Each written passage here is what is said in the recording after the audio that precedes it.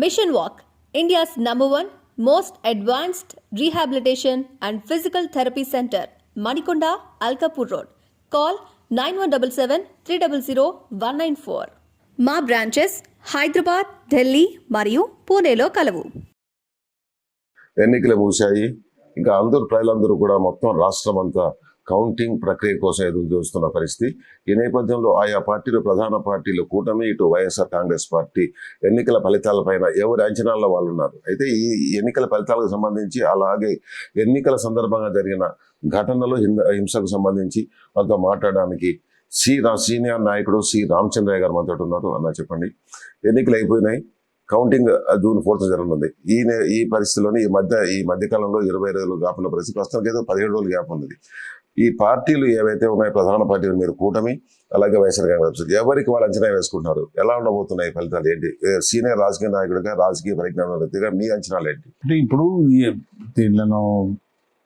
దీని గురించి గొప్పగా చెప్పుకోవటం, తక్కువగా చెప్పుకోవటం ఎవరికి ఏం లాభం లేదు, వస్తుంది లేదు.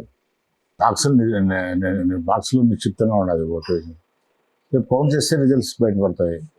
ఇప్పుడు లేనిది నిజం చెప్పుకోవటం, లేకుంటే ఉండేది తక్కువ చేసి చెప్పడం ఏం ప్రయోజనం లేదు. ఎందుకు అంత ప్రయాసపడతాం కదా, దానికి ఎంత కొన్ని అర్థం కాని సమస్యలు ఉన్నాయి దానికి.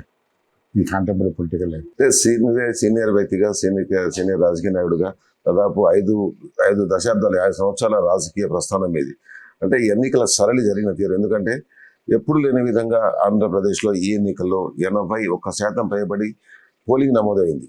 అంటే ఇది ఎవరికి ఈ అంచనాలు ఎలా ఉంటాయి? ఈ వైసీపీ చెప్తున్నట్టు మహిళలంతా మా వైపు ఉన్నారు, బిలో పావర్టీ మా వైపు ఉన్నారు అన్న సందర్భంలో ఈ ఫలితాలు విశ్లేషణ ఎలా ఉండబోతుంది? మీ అంచనాలకు ఏమని మీరు అంటారు? ఇప్పుడు పర్సెంటేజ్ ఆఫ్ పోలింగ్ ఎక్కువగా ఉన్న సందర్భం ఎప్పుడంటే ప్రభుత్వం పైన వ్యతిరేకత ఉన్నప్పుడు ఎక్కువ వస్తుంది. ప్రభుత్వాన్ని అభిమానంగా వచ్చి ఓటేసేది చాలా తక్కువ. ఇప్పుడు ఇండియన్ పాలిటిక్స్ లో ఆల్మోస్ట్ అంతా నెగిటివ్ ఓటే. ఈ ప్రభుత్వం వద్దు అన్నప్పుడు దానికి ఎక్కువగా శ్రద్ధ చూపిస్తారు. రెండవది, వాళ్ళు బేస్ చేసుకున్నది దీనిపైన మన స్కీమ్స్ పై. ఏ స్కీమ్స్ ఉన్నాయి నాకేం అర్థం కావటంలే. అదే మొత్తం స్కీమ్స్ అన్ని మేము ఇచ్చాము. అమ్మఒడి దగ్గర నుంచి మొత్తం నవరత్నాల కారణంతో 2,70,000 కోట్లు మేము ప్రజలకు ఇచ్చామని జగన్ చెప్తున్న నేపథ్యంలో, అంటే ఆయన వాళ్ళ వైఎస్ఆర్ కాంగ్రెస్ పార్టీ ఆలోచన వాళ్ళ ఇద్దరు ఎట్లుందంటే, పూర్తిగా ఈ పథకాల విషయంలో అందరూ మా వైపు ఉన్నారన్నది వాళ్ళ ఆలోచన. అంటే ఎంతమందికి జరిగింది ఇది? నేను ప్లానింగ్ మినిస్టర్ ఉన్నా, ఎన్టీ రామారావు గారు. అప్పుడు 2 రూపీస్ కేజీ ఇవన్నీ ఇంట్రడ్యూస్ చేశారు. తెలంగాణలో ఎందుకు తెలంగాణలో అజిటేషన్ మైండ్ వస్తుంది ఇలా అనేటువంటిది చాలా ఎగ్జాస్టివ్గా డిస్కస్ చేశారు. వాళ్ళకి నిజంగా అన్యాయం జరిగిందనేది మా ఆర్గ్యుమెంట్. కాళ్ళ ముందర నీళ్లు పోతుంటే దానిలో తాగేదానికి కానీ, పొలాలకు కానీ ఇచ్చుకోని పరిస్థితి ఉండదు. దాన్ని ఇచ్చుకోనికుండా చేసినారు మనం అనేది వాళ్ళకి అనుమానం. వాళ్ళకు మన పైన ఇది దాంట్లో వాస్తవాలు కూడా ఉన్నాయి. కాదు, తెలంగాణలో పెద్ద ప్రాజెక్ట్స్ కట్టనివ్వకుండా వీళ్ళకి అది వైబిలిటీ లేదు, అది లేదని ఏదో చూపించి ప్రాజెక్ట్ కాస్ట్ పెరిగిపోతుంది, అంత మనం భరించలేము, ఇట్లా ఏదో చెప్పి అక్కడ వాళ్ళకి రానికుండా ఈ థాయిలాండ్లో ఉండే మనమంతా వాడుకున్నాం. ఇది వాళ్ళకి కోపంగా ఉంది, అది వాస్తవమే.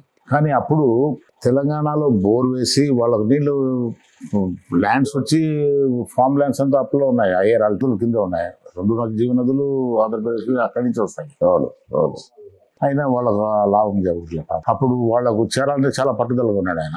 వాళ్ళకి చేరుదాం, ఎందుకు అంత అన్యాయం జరిగిందని కూడా అన్నాడు. ఇప్పుడు ప్లానింగ్ డిపార్ట్మెంట్ వీళ్ళందరితో డిస్కషన్ చేస్తే బోర్ వాళ్ళకి అందాలంటే ప్రాజెక్టులు కట్టాలి. పెద్ద ప్రాజెక్ట్ కట్టాలంటే టైం చాలదు. మనం ఉండే 4-5 సంవత్సరాలలో ప్రాజెక్ట్స్ కట్టలేము. ఫండ్స్ మొబిలైజేషన్, ఫండ్స్ కూడా అంత తెలియని విషయం కాదు. ఇవన్నీ ప్రొక్యూర్ చేసుకుని కొత్తగా వచ్చింది గవర్నమెంట్. ఇవన్నీ చేసేసరికి వాళ్ళకు బెనిఫిట్స్ రీచ్ అయ్యేసరికి చాలా టైం పడుతుంది. మన పర్పస్ కాదనుకొని ఇమీడియట్ ఏదైతే బోర్ వేద్దాం, బోర్ వేసేసి ఇచ్చేద్దాం. బోర్ వేసుకునేందుకు కూడా పాపం చిన్న కమతాలు ఉండేవాళ్ళు, ఎవరో పెద్ద ల్యాండ్ లాట్స్ వేసుకోగలుగుతారు. సో అప్పుడు బోర్ వాళ్ళకు కన్సిస్టెంట్గా ఫ్రీగా ఇవ్వాల్సిన అవసరం ఉంది. గవర్నమెంట్ ఎక్స్చేకర్లో చాలా ఖర్చు వచ్చింది. తర్వాత 50 రూపీస్ హార్స్ పవర్ వచ్చి వాళ్ళకు బోర్ ఇచ్చి వాళ్ళకి వాటర్ సప్లై చేసుకునేదానికి అవకాశం ఉంది. అప్పుడు ఎన్టీ రామారావు భారతదేశంలోనే ఒక పైనీర్ అయినాడు రిఫార్మ్స్. మేము నార్త్ ఇండియాకి పోతే ఆయన ఎయిర్పోర్ట్లో కానీ, ఢిల్లీ ఎయిర్పోర్ట్లో కానీ ఎక్కడ పోయినా ఆ చేతిలో బ్యాగులు కింద పెట్టి కాళ్ళకి అట్లా మట్టి భూమికి నమస్కారం చేసుకున్నాడు. ఆయన నడుస్తా అంటే అంతటి ఒక గాడ్లీ పర్సనాలిటీగా కనిపించాడు. 2 రూపాయల కేజీ బియ్యం 50% జనతా క్లాత్ అనుకోండి, వేరే స్కీమ్స్ ఇవన్నీ.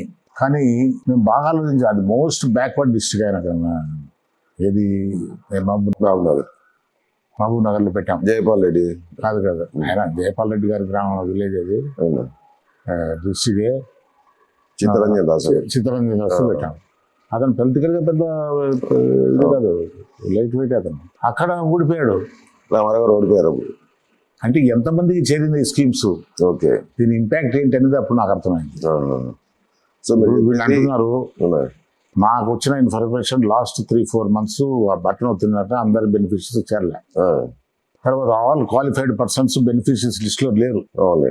అందువల్ల నేను చెప్పేది పాపులేషన్ ఎలక్టరేట్ అంతా బెనిఫిట్ కాలే. అందువల్ల దానివల్ల అది చూసి వేరే వాళ్ళు వచ్చినారు అనుకోవటం కూడా అంత లేదు, పాస్ట్ ఎక్స్పీరియన్స్ ఇది కాదు. అందువల్ల ఆ హోప్ వాళ్ళు పెట్టుకున్నారు, అది కరెక్ట్ కాదని నా అభిప్రాయం. అయితే సీనియర్ రాజకీయ నాయకుడు, తెలుగుదేశం పార్టీ నాయకుడుగా తెలుగుదేశం పార్టీ అధినేత కూడా చంద్రబాబు నాయుడు చెప్తున్నారు మేమే గెలుస్తున్నాం అన్నది. అంటే తెలుగుదేశం పార్టీ గెలవడానికి ఉన్న అవకాశాలు ఏంటి? అంటే ఓట్లు వేశారని ఏ విధంగా విన్నమ్ముతున్నారు ప్రజలు? ప్రభుత్వం పైన వ్యతిరేకత. ఇప్పుడు జగన్మోహన్ రెడ్డి గారు గవర్నమెంట్ ఆయనకి అనుభవం లేదు, లేక అతను ఈ doesn't want to continue in power అని అనిపించింది. ఇప్పుడు సూసైడ్ చేసుకోవాలి. ఈడ కత్తి చేతిలో ఈ గుండె లెఫ్ట్ సైడ్ గుండె తెలుసు చూడు, సరిపోలే ఒళ్ళంతా పుడుచుకుంటూ వెళ్ళాల్సిన అవసరం ఏముంది? ప్రతి స్కీమ్లో మాకు నెగటివ్ వచ్చేటట్టు చేసినారు. ఒక ఆ ల్యాండ్ టైటిలింగ్ యాక్ట్, అది సెంట్రల్ యాక్ట్ అన్నారు. వేరే రాష్ట్రాల్లో నేను కనుక్కుంటే వాళ్ళ అక్కడ ఫోకసే లేదు దీనిపైన. మా జిల్లాలు, మా రాష్ట్రంలోనే వచ్చింది. అంటే సెంట్రల్ మీరు అన్నట్టు ల్యాండ్ టైటిలింగ్ యాక్ట్ సంబంధించి బీజేపీ 2019 ప్రపోజ్ చేసింది. అయితే ఆ ప్రపోజ్ చేసింది ఇంకా ఫైనల్గా కాలేదు కాబట్టి రాజస్థాన్లో దాన్ని మార్చి వేరే విధంగా ఉపయోగిస్తున్నారు. అలాగే పయ్యావుల కేశవ్ గారు కూడా ఆయన అప్పుడు ఉన్నప్పుడు అసెంబ్లీలో మాట్లాడుతూ ఇది చాలా మంచి చట్టం మీద ఉపయోగపడుతుంది అన్నట్టు అన్నారు. నా దృష్టిలో ఇప్పుడు చెప్తున్నా, అది ఎప్పుడో బ్రిటిషర్స్ చైన్స్తో సర్వే చేసినట్లే. అది సైంటిఫిక్ సర్వే కాదు. ఇప్పుడు డిజిటల్ సర్వే సైంటిఫిక్ పర్ఫెక్ట్గా ఉంటుంది. మన భూమి మన కరెక్ట్గా అది డిజైరబుల్ కూడా. కానీ అది ఎక్స్ప్లెయిన్ చేస్తానికి, ప్రజలను మోటివేట్ చేస్తానికి టైం లేదు. మనకు ఎలక్షన్స్ వస్తున్నాయి, ప్రజలంతా యాంటీగా ఉన్నారు. దానికి ఎందుకు పెట్టుకోవాలి? ఇప్పుడు వేరే రాష్ట్రాల్లో పెట్టుకోవాలి, మనకు దాన్ని ఫోకస్ చేసుకొని దాన్ని ప్రజల్లోకి తీసుకోవాల్సిన అవసరం లేదు. అదే కూడా ఇప్పుడు సర్వే చేశాడు. సర్వే నేను చెప్పాను కదా, బ్రిటిష్ టైంలో సర్వే, అది ఇప్పుడు డిజిటల్ సర్వే పర్ఫెక్ట్గా ఉంటుంది.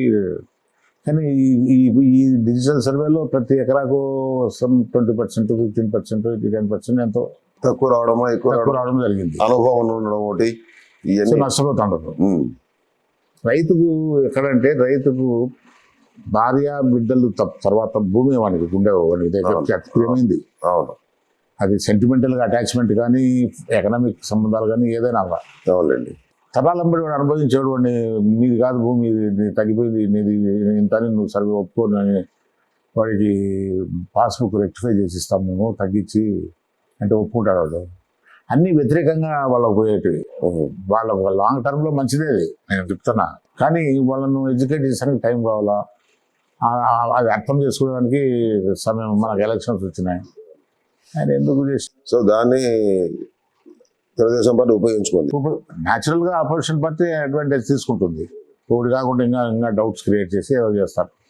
అది ఎవరైనా అంతే, వాళ్ళు చేస్తున్నారు, మేము చేస్తున్నాం. అంటే ఈ పథకాలు ఏవైతే స్కీమ్స్ అనౌన్స్ చేశారో చంద్రబాబు నాయుడు గారు అలాగే జగన్మోహన్ రెడ్డి గారు ఇద్దరు కూడా అనౌన్స్ చేసినాయి.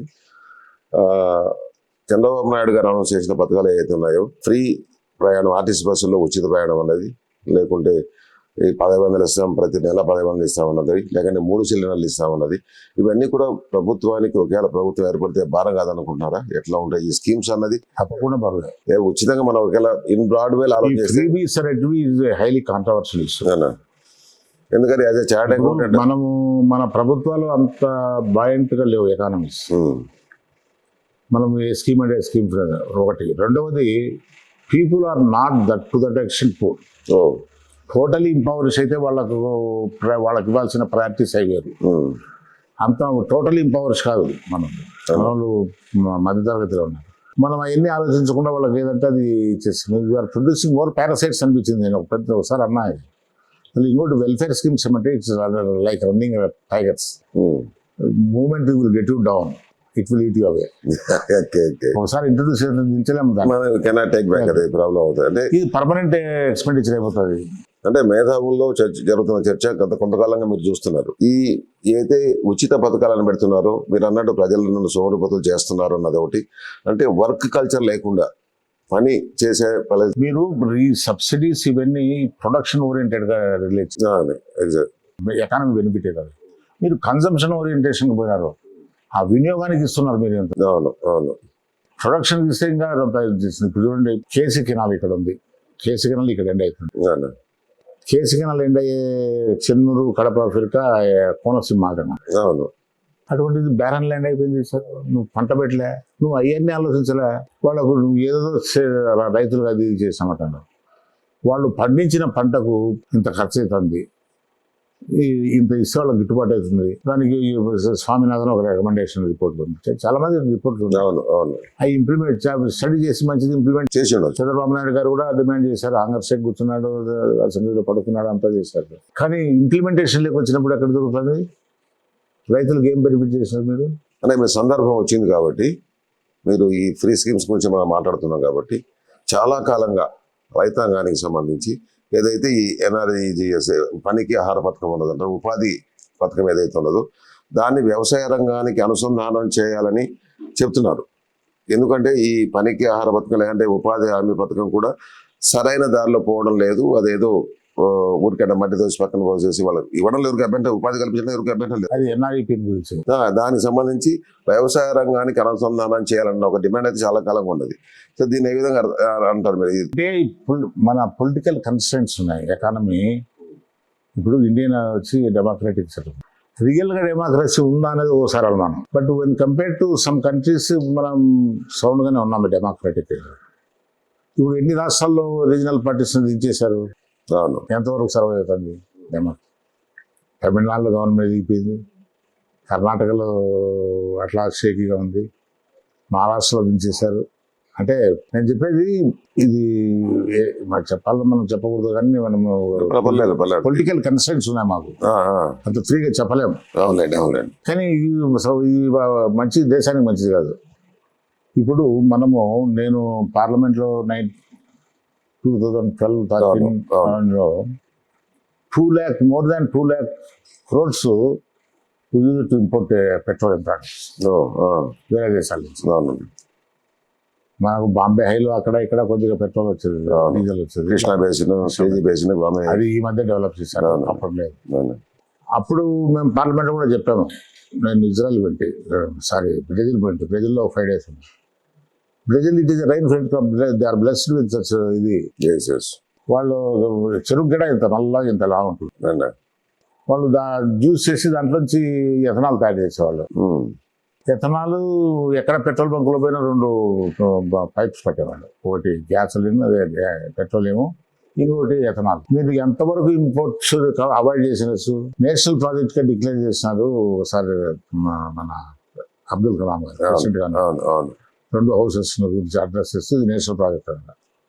ఇంతవరకు దాన్ని నేషనల్ ప్రాజెక్ట్ చేసింది ఎక్కడ ఉంది? ఇథనాల్కి సంబంధించి అంటే అనుకుంటారు, కానీ పొలిటికల్ విల్ అనేది రావటంలే. ఆ దినం వచ్చింటే రీజన్ ఏం చెప్పారు మన ఫైనాన్స్ మినిస్టర్ గారు, కన్స్ట్రక్షన్ ఆఫ్ ప్రాజెక్ట్ చిదంబరం, అప్పుడున్న చిదంబరం, ఫైనాన్స్ ప్రాబ్లమ్ అది. మేము సజెషన్ కూడా చేసాం. అంటే నేను ఒకనే కాదు, చాలా మంది చేసిండొచ్చు. ల్యాకింగ్ సఫిషియెంట్ ఫండ్స్ కూడా, but banks are flooded with fund. Godowns మనకు స్టోర్ చేసుకోవడానికి గోడౌన్స్ లేక ఫుడ్ గ్రెయిన్స్ ఓపెన్ గోడౌన్స్ పెట్టాము ఎయిర్పోర్ట్స్లో. అంతవరకు వచ్చింది ఫుడ్ గ్రెయిన్స్ ప్రొడక్షన్. ఈ 2 వాడి మీరు why don't go for private public partnership? National highways ఇవన్నీ ఉన్నాయి కదా, మెయిన్ రోడ్స్. వాజ్పేయి గారు పెట్టినప్పుడు రోడ్స్ సరే ఇప్పుడు దేశమంతా అనుభవిస్తుంది లాభాలు. ఆ విధంగా ఎందుకు చేయకుండా మీరు అట్లా అని కూడా ప్రపోజల్ పెట్టాం. ఒక ఇనిషియేటివ్, ఒక ప్రాజెక్ట్ కడితే 1 lakh acres ఆయకట్టు, అడ్మినిస్ట్రేటివ్ ఒక చట్టం చేయండి. ఈ ల్యాక్ ఒక X rupees ప్రాజెక్ట్ కాస్ట్ ఉంది. ఆ X rupees ఆ బెనిఫిషియరీ కలెక్ట్ చేయాలి. ఆ పొలం ఉండేవాళ్ళు అంతవరకు చేసి మీరు కలెక్ట్ చేసేసి గవర్నమెంట్ తర్వాత మెయింటెనెన్స్ ఇచ్చేసరిపోతుంది. వాడి ఆదాయం పెరుగుతుంది, రైతుది వాడి పొలం ధర పెరుగుతుంది, బెనిఫిట్ వాడికి అబ్జెక్షన్ వాడేం చేసి పెట్టడంలో ఇప్పుడు. అవునవును, కరెక్టే. సో అది ఎంత చేయమంటే అది ఏం కరినామో మరి ఆ కారణం ఏంటో వాళ్ళు ఎందుకో అది చేయలేదు. అట్లా చాలా political there is no problem without solution in India or anywhere in the world. నేచర్లోనే ఉంది, ప్రతి ప్రాబ్లంకి సొల్యూషన్ ఉంది.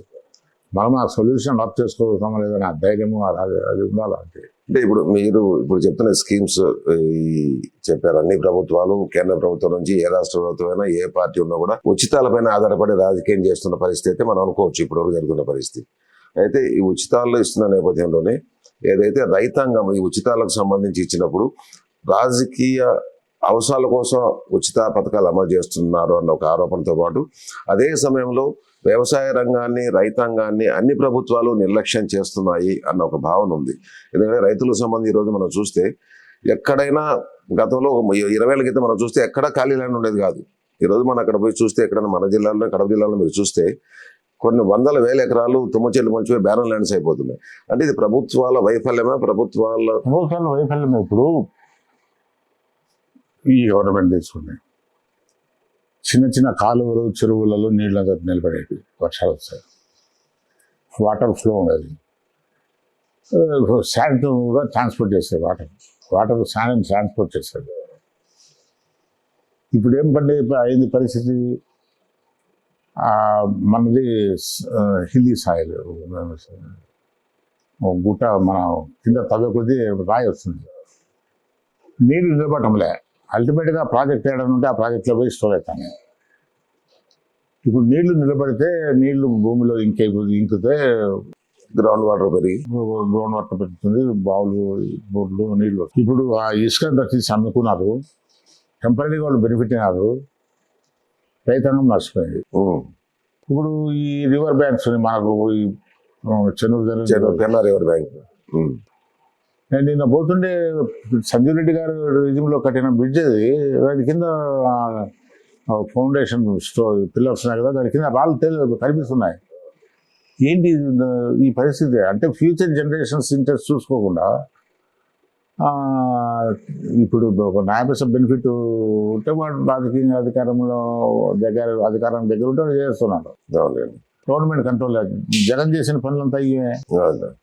చాలా నాకు చూడండి, రైతాంగము నీవునే కాదు మొత్తం దేశానికి అవసరమైన కమ్యూనిటీ అది. అటువంటిది కానీ ఈ విధంగా నిర్వీర్యం చేస్తే వాళ్ళను ఏం చేస్తున్నాము అంటే రైతులు, నేను చాలా మంది రైతులతో ఇంటరాక్ట్ అయినాను, ప్రజల్లో రైతులతో ఇంటరాక్ట్ అయ్యాను. ఏంటి పరిస్థితి, ఎందుకు ఈ విధంగా భూములు బీళ్లు పెట్టేస్తున్నారని అడిగినప్పుడు, ఎందుకంటే ఈ ఎలక్షన్ ఏమైనా తిరిగాం కాబట్టి జిల్లా అంతా రాయలసీమ అంతా తిరిగాం కాబట్టి ఎందుకు బీళ్లు పెట్టారు అని అడిగినప్పుడు వాళ్ళు చెప్తున్న సమాధానం ఒకటే, ప్రధానంగా మాకు గ్రామాలలో పల్లెల్లో మాకు కూలీలు దొరకడం లేదు ఒకటి, రెండవది ఏదైతే వ్యవసాయ రంగానికి అవసరమైన పనిముట్లు కానివ్వండి, ఫర్ ఎగ్జాంపుల్ మైక్రో ఇరిగేషన్, మనకు కరువు ప్రాంతం కాబట్టి ఉన్న నీటిని సద్వినియోగం చేసుకోవాలి కాబట్టి మైక్రో ఇరిగేషన్ అనేది చాలా అవసరం. ఇక్కడ మైక్రో ఇరిగేషన్ సంబంధించి ఏ ప్రభుత్వాలు కూడా సరిగ్గా పట్టించుకోవట్లేదు, మాకు అందుబాటులోకి రావటం లేదు. ఒకటి స్కీమ్స్ అడాప్ట్ చేసుకున్నారు కానీ దాన్ని స్ట్రెంథన్ చేసి బెనిఫిషరీకి బాగా రీచ్ అయ్యేటట్లు చేయలేకపోయినారు. ఇవి ఏదో పబ్లిసిటీకో ప్రాచుర్యం పొందడానికో అనౌన్స్ చేసినట్లు ఉన్నాయి. మీరు చెప్పే బిందు సేద్యం ఇవన్నీ చాలా వరకు చేశారు, ఎస్పెషల్లీ రాయలసీమలో. ఇప్పుడు పులివెందుల ఉంది, పులివెందుల బనానా అరటి తోటలు బాగా వేశారు, అక్కడ బిందు సేద్యం బాగా అడాప్ట్ చేశారు. ఆ విధంగా బెనిఫిట్ ఇంప్లిమెంట్ చేసిన చోట బెనిఫిట్ అయింది. కానీ నేను ఒకటి చెప్తున్నా,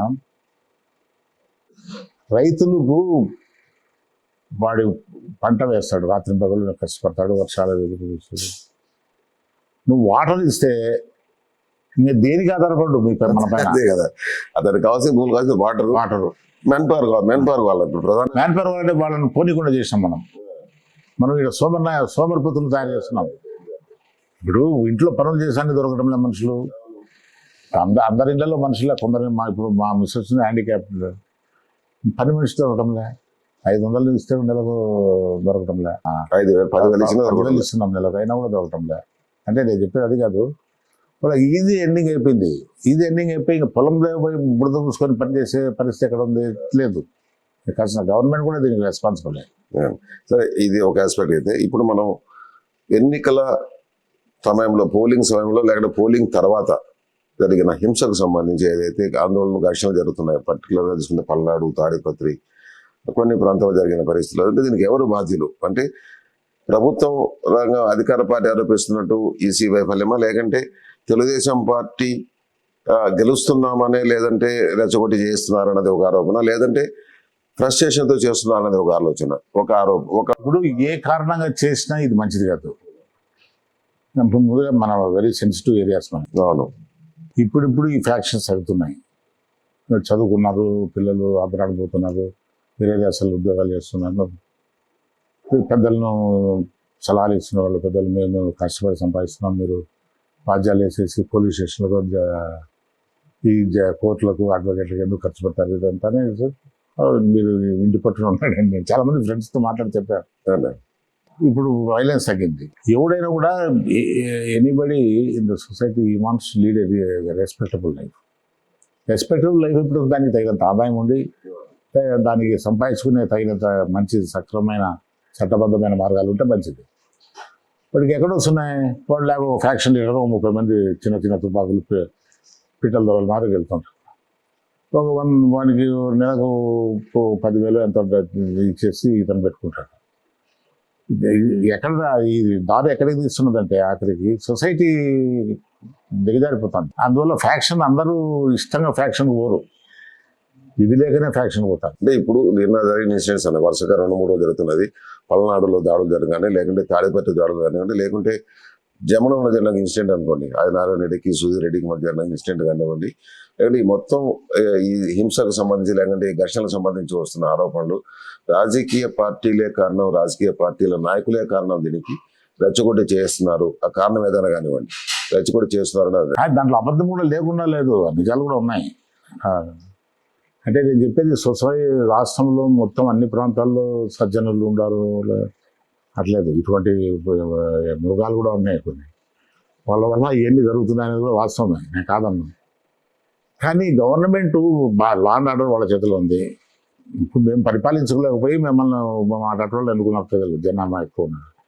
మేమేదో నీతివంతంగా పరిపాలన ఇస్తామని ఎక్స్పెక్ట్ చేశారు. మనం మీరు ఇసుకలు తవ్వుకోండి, మీరు దొంగసారి తాగండి, ఆ కెమికల్స్ అంతా వాడి లంగ్స్ అంతా చెడిపోతున్నాయి, మీరు సొసైటీని కుళ్ళబెట్టి నాశనం చేస్తాం మనము. అటువంటి పాలకవర్గాలు మంచిది కాదు, అది ఏ పార్టీ అయినా కానీ. అంటే ఈ జరుగుతున్న దీనికి ఇప్పుడు జరుగుతున్న సంఘటనలకు సంబంధించి ఒకసారి ఆలోచిస్తే, ప్రధానంగా అధికార పార్టీ నాయకులు ఆరోపిస్తున్నది ఈసీ చేతిలో ఉంది మొత్తం అంతా కూడాని. ఈసీని కూటమి ఉంది కాబట్టి ఈసీ కంట్రోల్లోకి తీసుకొని వాళ్ళు చేశారు. మొత్తం కూటమి చంద్రబాబు నాయుడు కనుసన్నలో జరిగింది అన్నది ఈ మొత్తం దాడులకు సంబంధించి అన్నది అధికార పార్టీ ఆరోపిస్తున్నారు. ఈసీకి తెలిసి జరిగింది ఇది. ఎందుకంటే ఏదైతే ఈ మాటకి సంబంధించి మిశ్రా అనే ఒక అధికారి వచ్చారు, మాజీ అధికారి వచ్చారు, ఆయన కనుసన్నలో జరిగిన మొత్తం ఇదంతా ఆరోపిస్తున్నారు. మిశ్రా అని ఒక పోలీసు సంబంధించి ఒక ఆయన వచ్చారని ఇక్కడికి, ఈ అబ్జర్వర్ వచ్చారు పోలీసానికి సంబంధించి, ఆయన కనుసన్నలో జరిగింది అన్నది అధికార పార్టీ నాయకులు ఆరోపిస్తున్నారు. ఇప్పుడు వీఆర్ నాట్ లాంగర్ సీక్రెట్. రాజకీయంగా అధికారం సంపాదించడానికి మార్గాలు ఏదైనా ఉంటే మేము కూడా అడాప్ట్ చేస్తాం. అతిథులు కాదు, అతిథులేం కాదు. అది మేము పతివ్రతలు అని చెప్పుకున్నా కూడా ఎవరు నమ్మడు. ఓకే, ఎక్కడ అటువంటి అవకాశాలు లేకుండా చూసుకుంటే ఇప్పుడు చూడండి, ఈ ఎన్ఫోర్స్మెంట్ ఏజెన్సీస్ ఎంతమంది సెంట్రల్ గవర్నమెంట్ మనము కేంద్ర ప్రభుత్వం వాడిందో. అవును అవును. కోవిడ్లో మెడిసిన్స్ వాళ్ళ ఆ పార్టీ గవర్నమెంట్స్ ఉంటే ట్రీట్మెంట్ ఎట్లుంది, వేరే గవర్నమెంట్స్ అట్లుంది. అది మనం చెప్పకూడదు, కానీ వాళ్ళతో కొన్ని రోజులు సరిగ్గా ఉంటాము, కొన్ని రోజులు వ్యతిరేకంగా ఉంటాము. స్నేహితంగా ఉంటే వాళ్ళే మంచివాళ్ళు కాదు, వ్యతిరేకంగా ఉంటే చెడ్డోళ్ళు అన్నాడు. ఇంకా ఈ ప్రస్తుత రాజకీయాలు పక్కన పెడితే మీ రాజకీయ ప్రస్థానం, ఎందుకంటే మీరు, నాకు తెలిసి నేను ఇక్కడ డిగ్రీ చదువుతున్నప్పుడు ఇవాళ లీడింగ్ చార్ట్ అకౌంటెంట్ ఇక్కడ, నేను డిగ్రీ అప్పుడు లీడింగ్ చార్ట్ అకౌంటెంట్ మీరు. ఆ తర్వాత మీరు రాజకీయ ప్రస్థానం కౌన్సిలర్గా స్టార్ట్ అయింది.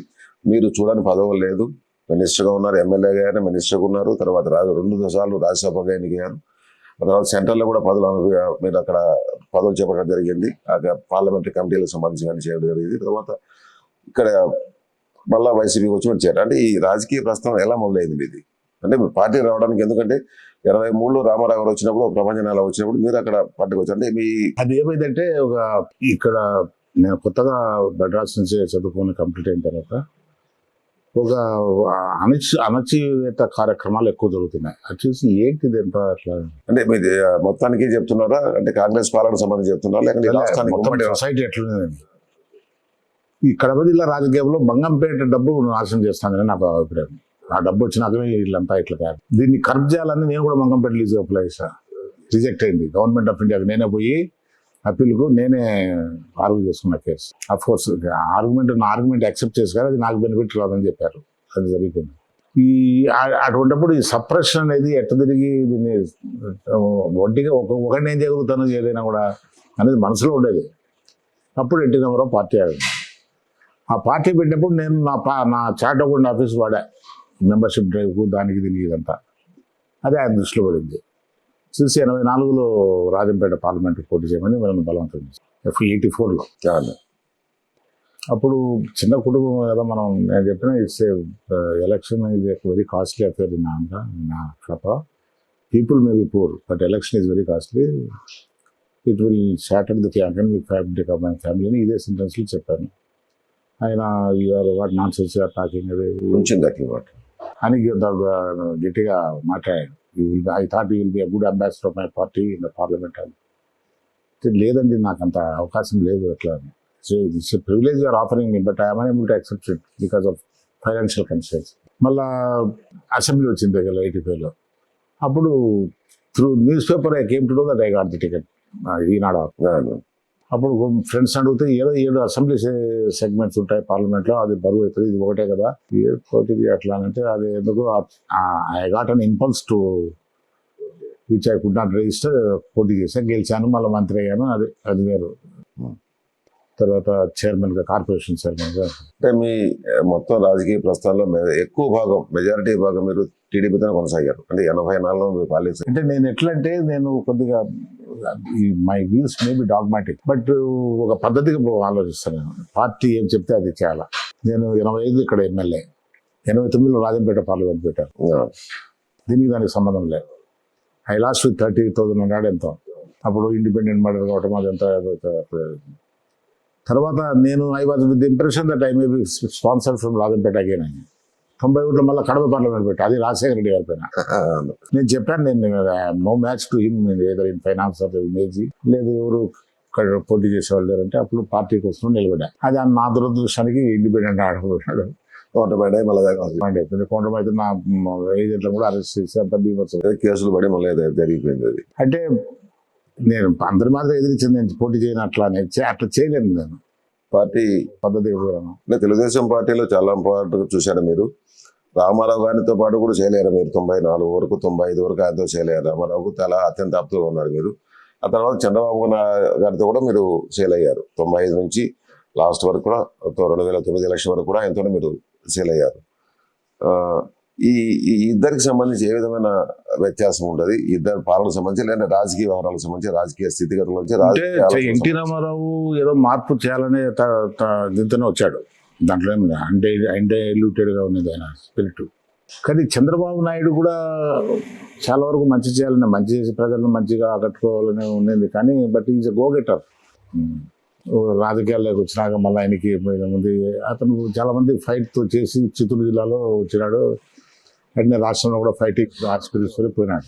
అంటే చంద్రబాబు నాయుడు గారికి ultimate objective is to sustain in politics. It's not for NTR. అది డిఫరెంట్. ఎన్టీ రామారావు ప్రజలకు ఇది చేయాలి అట్లానే. ఈయన నేను సస్టైన్ అవుతూ నా సస్టెనెన్స్ ప్రజల సేవ రెండు కలిసి చేయాలని ఈయన. మీరు చంద్రబాబు నాయుడు గారితో ఉన్నారు, 2 సార్లు రాజ్యసభ అయిన తర్వాత కూడా మీరు 2009లో కాంగ్రెస్ వస్తానే మళ్ళీ కాంగ్రెస్ చేయని పరిస్థితి. ఎందుకు కాంగ్రెస్కి ఇంత సుదీర్ఘకాలం పాటు తెలుగుదేశం కొనసాగి ఎందుకు కాంగ్రెస్ పార్టీ చేయాలని వచ్చింది? అప్పుడు పరిస్థితులు ఏంటి? అది నేను చేరలే, పార్టీ మెర్జ్ అయింది. ఓకే, ప్రజారాజ్యం ఉండండి, ప్రజారాజ్యం మెర్జ్ అయింది. నేను అప్పుడు నాకు వేరే ఆల్టర్నేట్ లేదు. నేను చిన్న ప్రారంభం, నేను ఒకరిని పార్టీలు పెట్టి చేయలేను. అది ఏ విధంగా అయిందంటే నేను I was compel to leave Telugu Desam. అప్పుడు ప్రజారంగంలో చేరారు. అప్పుడు చిరంజీవి గారు చేరి చిరంజీవి గారితో నచ్చారు మీరు. అప్పుడు ఏమైందంటే చిరంజీవి గారు నన్ను ఒక రోజు బ్రేక్ఫాస్ట్ పిలిచాడు. పిలిచి నేను వెళ్ళదలుచుకోలేదు, ఎందుకంటే ఈ కాంట్రవర్సీ వస్తుంది, మీడియా కాంట్రవర్సీ అంటే. మా కజిన్ లేదు వాళ్ళు చాలా బలవంతం చేసుకుని ఒకసారి పోయి నీ ఇష్టం, నీ అభిప్రాయం చెప్పేస్తాను. వాళ్ళు నేను ఇట్లా పార్టీ పెట్టాలని కూడా మీరు నాకు సహకరించాలి అట్లా అంటే సహకరించలేను. నేను సీజన్ పాలిటిషియన్. అందులో మా రాజకీయం అంతా ఒక రీజనల్ పార్టీతో వచ్చింది. ఇప్పుడు ఆ పార్టీలోనే ఒక సీనియర్ పొజిషన్లో ఉన్నాం అంటే వాళ్ళు ఏదో చెప్పారు. చెప్తే అయితే మీరు ఆలోచించండి, మీరేం కంపల్షన్ అయితే లేదు. రెడ్ మీరు ఎంతవరకు ఇది ఫస్ట్ అవుతారు, కాన్ఫిడెన్స్ మీ లెవెల్ ఎంత తీసుకొని దాన్ని డెసిషన్ తీసుకొని అప్పుడు చెప్తే నేను వీలైతే నాకు ఆలోచించి నేను నా డెసిషన్ ఇస్తానని చెప్పి. కానీ నాకు ఒక ఫ్రెండ్ ద్వారా అది ఇదే అతను మంచి మీడియా ఫ్రెండే, క్లోజ్ ఫ్రెండ్. అతను ఇన్ఫర్మేషన్ ఇచ్చేస్తాడు మళ్ళీ పక్క పోతానని. అంటే ఎట్లా ఒకట్లా ఈ పవర్ఫుల్ పార్టీస్ ఉన్నాయా వీటికి వ్యతిరేకంగా చిన్న పార్టీలు రావాలనే. అవునండి. అట్లా ప్రజారాజ్యంకి వచ్చారు, అక్కడ గెలిచారు, మళ్ళీ ఎమ్మెల్యేగా పార్టీ మెజారిటీ కాబట్టి మీరు మినిస్టర్ అయ్యారు. కాంగ్రెస్ లో మీరు మినిస్టర్ అయ్యారు, పార్టీ మెజారిటీ కాబట్టి. ఆ తర్వాత 2014 వచ్చేటికి మళ్ళీ టీడీపీకి వచ్చేసారు. మీరు టీడీపీకి రాలేదు. 2014 కంటిన్యూ టు బి ఇది కాంగ్రెస్ జాయిన్ అయినా, కాంగ్రెస్ లో మినిస్టర్ అయింది. అవును, కాంగ్రెస్ మినిస్టర్ అయ్యారు. కాంగ్రెస్ మినిస్టర్ అయ్యారు. తర్వాత మొన్న ఇక్కడ పార్టీ కాంగ్రెస్ నుంచి ఇది అయిపోయినాక మన జగన్ గారు ఈ పార్టీ పెట్టినప్పుడు అతను కొద్దిగా కంపెల్ చేశాను. నాకు కూడా ఈ స్థానికంగా ప్రజెక్ట్స్ ఉన్నాయి. నేను లాట్ ఆఫ్ ఎక్స్పెక్టేషన్స్ ఉన్నాయి. ఇరిగేషన్ సెక్టర్లో చాలా చేయొచ్చు. మన కడప జిల్లా కదా, రాయలసీమ అంతా ఏముంది, ముఖ్యమంత్రి గారు అనుకుంటే చిన్న చిన్న ప్రాజెక్ట్స్ ఈ 5 ఏళ్ళలో కంప్లీట్ చేయొచ్చు, మంచి పేరు వస్తుంది అనేది ఆశ ఉంది. కానీ ఇతని దృక్పథం వేరుగా ఉంది. అంటే మీరు జగన్ గారితో జాయిన్ అయ్యే ముందరా, ఎందుకంటే మీరు నడిచిన రాజకీయ జీవితంతో కానీ పెద్దవాళ్ళతో కానీ, లేకుంటే కిరణ్ కుమార్ గారితో, తర్వాత ముందు రామారావు గారితో, చంద్రబాబు గారితో మీరు నడిచారు. కానీ జగన్ గారితోటి, జగన్మోహన్ రెడ్డితో మీరు జాయిన్ అయ్యేటప్పటికీ అక్కడున్న పరిస్థితులు, ఇక్కడున్న రాజకీయ పరిస్థితులు కానీ, లేకుంటే ఆంధ్రప్రదేశ్ రాజకీయ పరిస్థితుల దృష్ట్యా మీరు చేరారా? ఇక్కడున్న రాజకీయ పరిస్థితులు మన ఆంధ్రప్రదేశ్ రాజకీయ పరిస్థితులు కాదు, అంటే విభజన జరిగిన తర్వాత జరిగిన నేపథ్యంలో ఇది విభజన అపోజ్ చేశాం, మా వల్ల కాలేదు. అది కాంగ్రెస్ పార్టీలో ఉన్న కాంగ్రెస్ విభజన చేయాలని కూర్చుంది. రేపు ఇన్విటబుల్ లెటర్ ఎంజాయ్ ఇట్లనే సామెత, మొరటి సామెత చెప్తారు ఇంగ్లీష్. అట్లాగా తప్పదని ఇంకా తలకాయ వచ్చుకున్నాం. మీరు జగన్మోహన్ రెడ్డితో మీరు జాయిన్ అయ్యారు, చాలా కాలం పాటు ఆయనతో నడిచారు, మీకు ఎమ్మెల్సీ కూడా ఇచ్చారు. తర్వాత మీరు ఎందుకు డిఫర్ కావాల్సి వచ్చింది? ఎన్నికల ముందర ఎందుకు? Right from the beginning the style of functioning was different. ఇప్పుడు నిర్ణయాలు చేస్తే ప్రజలకి ఎంతవరకు ఉపయోగపడుతుంది అనేది మెయిన్గా వాళ్ళ మైండ్లో ఉండాలి. అది లేనప్పుడు వేరే తన ఫాలోవర్స్కో తనకో ఎంత లాభం జరుగుతుంది ఇదే దృక్పథంతో ఉన్నప్పుడు కష్టమే. నేను ఆఖరికి ఆయన కలవటం కూడా వదిలేసాను. నేను ఇక్కడ కలిసేవాడిని ఎయిర్పోర్ట్లో ఎప్పుడు వచ్చినప్పుడు కట్టసిగా పోయి ఇచ్చేవాడిని అంతే. చూశాను బేగారు I wanted to go away from politics ఆనెస్ట్గా, వెళ్ళిపోవాలని అనుకున్నా. కానీ అతను కొద్దిగా సజ్జల రామకృష్ణ గారిని వాళ్ళని నేను కొద్దిగా ఈళ్ళు అయ్యాయి. ప్రాజెక్ట్స్ కంప్లీట్ చేస్తే మనకు మంచి పేరు వస్తుంది కదా, కానీ కాలేదు. అదే ప్రాంతాలకు సంబంధించి ప్రాజెక్టులు చాలా ఇంపార్టెంట్. దానివల్ల వద్దనుకొని ఇది కూడా నేనేం not interest in joining Telugu Desam ఆనెస్ట్గా. ఓకే, ఇది ఒక చరిత్ర, నా రాజకీయ చరిత్ర అంటే చాలా అదే. మళ్ళీ వైసీపీ గురించి మళ్ళీ ఒక కామన్ ఫ్రెండ్ ద్వారా పిలిపించాడు నన్ను చంద్రబాబు పార్టీ, విజయవాడ పార్టీ ఆఫీస్కి. ఆఫీస్కి నేను చెప్పాను, నేను పోయినప్పుడు చెప్పాను నేను చేరాలని లేదు, but I'm not interest in continuing. నా ఇంపాక్ట్ ఏముంటుంది అనేది నాది. కొందరు ఏదో పెద్ద దాదా మాదిరిగా ఫీల్ అవుతారు. ఇదేం లేదు, నేను ఆర్డినరీ మ్యాన్ పాలిటిక్స్లో అంతే. But with some good views ఉన్నాయి మాకు. మీరందరూ ఉన్నారని కొద్దిగా మా ఓల్డ్ డేస్ అంతా గుర్తు చేసుకుని, సీనియర్స్ చాలా మంది వెళ్ళిపోయారు కదా, మాధవరెడ్డి పోయాడు, తుమ్మల ఆ పక్క వెళ్ళిపోయాడు తెలంగాణకు, రాజధాని చనిపోయా, ఎర్రనాయుడు చనిపోయి అందరు చనిపోయారు. ఇమీడియట్గా నువ్వు ఇప్పుడే రావాలని కూడా అనలే. నువ్వు పార్టీ ఆఫీస్ పక్కన ఒక బిల్డింగ్ ఉంది, ఆ బిల్డింగ్ కాడికి రా, మాట్లాడాలి నీతో. అట్లా నేనేమనుకున్నా అంటే అతను ఈజ్ ఫేసింగ్ మెనీ ఇంటర్వ్యూ ఇది enquiries. I was privy to certain decisions అక్కడ అప్పుడు ఉన్నప్పుడు. నాకు తెలిసినప్పుడు ఆయన ఎంక్వైరీ ఫేస్ చేసినప్పుడు ఏమైనా ఇన్ఫర్మేషన్ బ్యూరోక్రసీ కూడా డివైడ్ అవుతుంది. ఈ వాళ్ళు కూడా పొలిటికల్ లైన్స్లో ఆలోచిస్తారు. వీళ్ళ మనుషులు ఉంటారు, వాళ్ళ మనుషులు ఉంటారు. ఇన్ఫర్మేషన్ వస్తుంది కదా వీళ్ళకి కానీ ఆలోచన ఉంది. కానీ ఏదో పిలుస్తున్నాడు, ఎందుకు రాలేదు అనిపించుకోవాలని పోయినాం. అక్కడ పోతే అక్కడ ఈ పార్టీలో చేర్చుకోవాలని ఇంటెన్షన్ కానీ ఇది కాదు, అనుకోకుండా జరిగిపోయిందంటే. లేదంటే పోయేటప్పుడు ఇంట్లో కూడా చెప్పలే, నేను ఇట్లా పై కనిపిస్తున్నా. మా తమ్ముడు తెలియదు, మా వియ్యం కూడా తెలియదు. మా వియ్యం కూడా నేను ఇద్దరం కలిసి ఇక్కడ చేరినాము. ఆయన బాధపడుతున్నాడు ఇప్పుడు. Okay okay okay. సరే, పార్టీలో చేరారు, ఎలక్షన్లు అయిపోయినాయి. ఇలా మీరు అన్న చంద్రబాబు నాయుడు గారు చెప్తున్నట్టు తెలుగుదేశం పార్టీ కూటమి అధికారానికి వస్తాయి. మీరు సీనియర్ నాయకుడు కాబట్టి ఈ ప్రాంతానికి సంబంధించి లేకపోతే ఆంధ్రప్రదేశ్కి సంబంధించి సమస్యలపైన మీరు అవగాహన ఉంది, ప్రత్యేకించి రాయలసీమకు సంబంధించి అవగాహన ఉంది, పూర్తి అవగాహన ఉంది.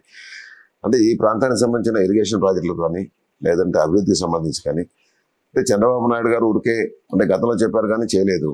అంటే కాస్త కుస్త ముందు వచ్చింది రామారావు గారు ఇరిగేషన్ మీకు తెలుసు, 89లో శ్రీరామకృష్ణయ్య గారు అది నేను ఎమ్మెల్యే కాకముందే ఎమ్మెల్యే కాకముందే మేము రమణారెడ్డి గారు మేము రాయలసీమ విమోచన సమితి పెట్టి దానిపై కడితే ఈ ముద్దును thermal station so Telugu Rama Rao garu కొంచెం చేశారు. ప్రాజెక్టులు కూడా ఆయన డిజైన్ చేసాడు, శ్రీరామకృష్ణయ్య గారు డిజైన్ చేసినాయి. తర్వాత రాజశేఖర రెడ్డి గారు వచ్చిన తర్వాత కొంత మూమెంట్ వచ్చింది, బాగా జరిగినాయి ప్రాజెక్టులు. కానీ తర్వాత చంద్రబాబు నాయుడు గారు వచ్చిన తర్వాత 2014-19 నుంచి నాకు తెలిసి అసలు ఏం జరగలేదు ఇక్కడ. Same thing with Jaganmohan Reddy గారు కూడా. ఇక్కడ ఇరిగేషన్ ప్రాజెక్టులకు సంబంధించి మన జిల్లా చూసుకుంటే ఆయన పెద్ద 4 వేలు ఎదురు చేస్తాం. సో ఈ మీరు కూటమి అధికారానికి వస్తే దీనిపైన ఏమైనా చంద్రబాబు నాయుడు పైన మీరు ఫోకస్ చేసి కొంతలో కొంత ఏమైనా చేసే అవకాశం ఉన్నదా? పార్టీలు ఇప్పుడు చెప్పాను అది, మీరు ఇన్ని సంవత్సరాలు ఉన్నారు, 2 ప్రాజెక్ట్స్ మీ పేరుతో లేవు, ఇది ప్రజలు మా ఆయన ఇచ్చినారని, అందుకే మిమ్మల్ని అందరూ రమ్మంటారు అనుకుంటారు. సరే వస్తాము రాము, అది వేరు. కానీ ఎంతవరకు ప్రజలకు సేవ చేయాలనేది మీరు విషయం. ఇప్పుడు పాలక వర్గాలు ప్రజల ఓవరాల్ ఇంట్రెస్ట్ దృష్టిలో పెట్టుకొని నిర్ణయాలు చేయాలి. వాళ్ళు మేము సస్టైన్ దగ్గర చేసేది అంటారు పొలిటికల్, నేను ఒప్పుకుంటా. వాళ్ళు లేకుంటే ఆలోచనలు ఏమొస్తాయి? వాళ్ళు ఉండాలి, వాళ్ళు సస్టైన్ అయ్యేదని ప్రయత్నాలు చేయండి, చేస్తూ ఇది చేయండి అని అడిగేదారు.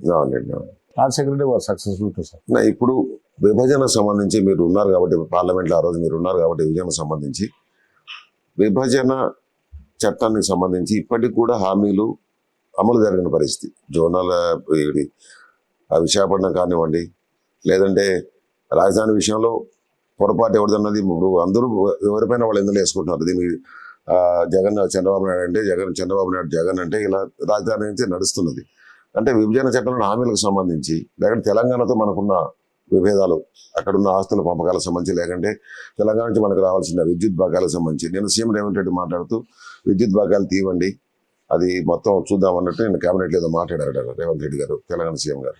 అంటే దీనికి సంబంధించి ఈ విభజన చట్టంలోని అంశాలకు సంబంధించి కూటమిలు ఉన్నారు కాబట్టి ఇలా కూటమి అధికారానికి వస్తే విభజన చట్టంలో అంశాలను ఆ సమస్యను పరీక్షించడానికి మీరు ఏమంత కృషి చేసే అవకాశం ఉంటుంది? వాళ్ళు చాలా అవకాశం ఉంది. అయితే నేను ఇప్పుడు తెలుగుదేశం ఎందుకు వదిలినా, because I differed with Vajpayee garu. ఆశ్చర్యపోతారు. ఒక టాటా స్కై ఇష్యూలో మీడియా మొగోళ్ళు నాడేవాడు 90 సుభాష్ చంద్ర కాదు కదా, ఫారిన్ లో వాడు రూపక్ మర్డోక్ ఒక దీనికి అప్లై చేసినప్పుడు మన దానిపైన కొన్ని రూల్స్ రెగ్యులేషన్స్ పెట్టాం. టెరిటోరియల్ ఇట్లా ఇండియన్స్ ఉండాలా, ఈక్విటీ ఇంత ఉండాలా, ఎఫ్డీఏలకు సంబంధించి అవన్నీ వైలేషన్స్ ఉన్నాయి. వాడు మర్డోక్ లైసెన్స్ తీసుకొని పెట్టాలని నేను అపోజ్ చేశాను. ఫైల్ ఏమో ప్రైమ్ మినిస్టర్ పోయింది అప్రూవల్ వాజ్పేయి గారికి. దాంట్లో నేను అపోజ్ చేశాను. పార్లమెంట్లో రికార్డ్ ఉంది, హాఫ్ డే స్టాల్ అయిపోయింది. వాజ్పేయి గారు హౌస్లో ఉన్నారు, ఆయన కూడా. తర్వాత బాల్కో విషయంలో చాలా తీవ్రంగా పోయాను. They sold it for a song. BJP government ఇప్పుడు చెప్తున్నా, they sold it for a song. It's a family jewel. It has built up with people's sweat and hard earned money. How can you dispose? దాన్ని అమ్మాల్సిన అవసరం లేదని కూడా చెప్పా. CPM friends వాళ్ళు rise చేసి నాకు తగిలించారు. నేను చెప్పాను, నేను అపోజ్ చేయలేను. We are sharing the power with the government at that time. అవును అవన్నీ చెప్పుకుంటూ దానికి వాజ్పేయి గారు ఏదో ఒకసారి ఫోన్ చేసి బాబు గారు నాకు కూడా చెప్పడం.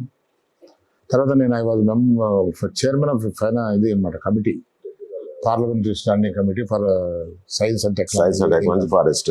దాంట్లో ఫస్ట్ కంప్యూటర్ సాఫ్ట్వేర్ దీనిపైన బిల్లు ఒకటి పెట్టినప్పుడు ఆ రిపోర్ట్ ఇవ్వమని ఆయన మహారాష్ట్ర మినిస్టర్, ఈ was very close to Vajpayee గారు, పార్లమెంటరీ అఫేర్స్ మినిస్టర్ ఉన్నాడు, చనిపోయాడు. అతను మినిస్టర్. దానికి నా పోర్ట్ఫోలియో మారిపోతుంది. నేను ఈ చట్టం చేస్తే నేను చరిత్రలో బాగుంటుంది. నాకు ఈ రిపోర్ట్ ఇచ్చేస్తే కమిటీ చైర్మన్ రిపోర్ట్ తొందరగా అది రిపోర్ట్ బేస్ చేసుకుని నేను చెప్పాను. అది ఇచ్చేదానికి కాదు, my committee has got very great scholars, all IPS IAS retired persons, vice chancellors వీళ్ళంతా ఉన్నారు. Unless they are fully convinced about the inclusions of the provisions they will never say. And I don't accept any deviation, any dissidence of any member. నేను report ఇవ్వలేను. దాంతో కొద్దిగా చంద్రబాబు నాయుడు గారు నాతో కొద్దిగా నా మాటల్లో చెప్పా ఈ కంటిన్యూ.